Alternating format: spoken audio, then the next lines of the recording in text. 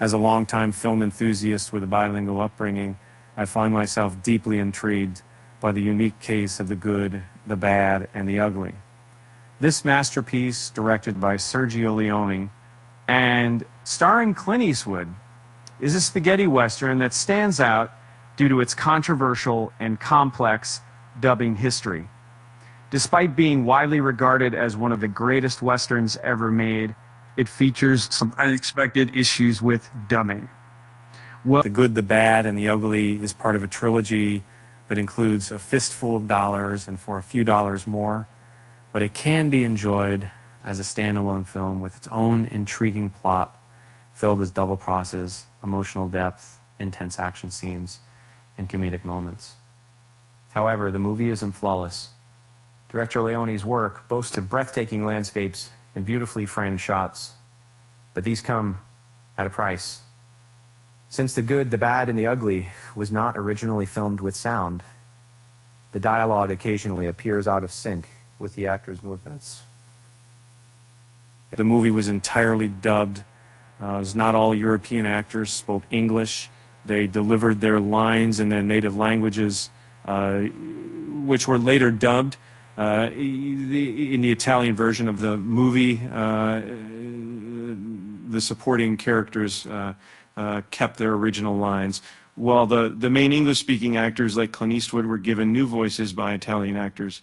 On the other hand, the English language dub retained the original performances of stars like Eastwood, Eli Wallach, and Lee Van Cleef, but replaced the Spanish and Italian lines of the supporting actors with English dialogues.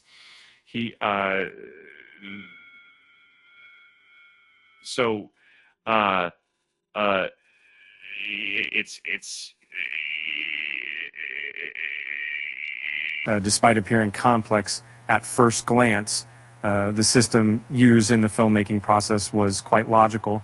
Leone's movie is known for its extensive use of long shots, making it as difficult to record dialogue on set. Additionally, during takes, Leone would frequently provide directions, a common practice in Italian films during that era, as they were typically dubbed post-production. This method was extensively used in many Clint Eastwood Western movies, with directors like Leone focusing more on creating visually stunning scenes rather than ensuring vocal synchronization.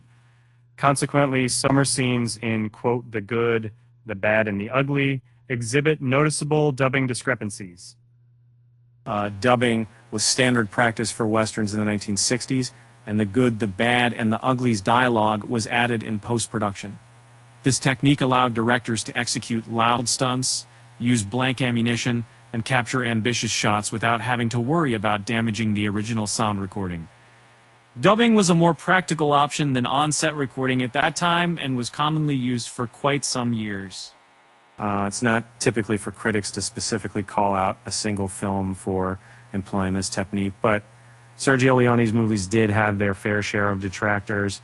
When initially released, the films in his Dollars trilogy received mixed reviews because the spaghetti western subgenre was often considered low art by critics back then.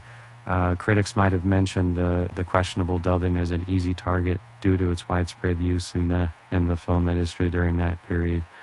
However, the initial reception of The Good, the Badness, I believe, was far from universally favorable.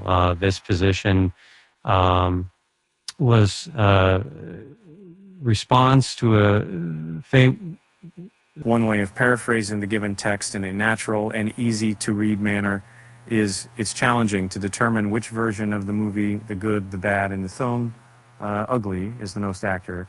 But luckily, all its dubbed versions are accessible for today's viewers. If you're interested in exploring different takes on the film, consider looking for the Italian, Spanish, or 2002 restored version of The Good, the Bad, and the Ugly.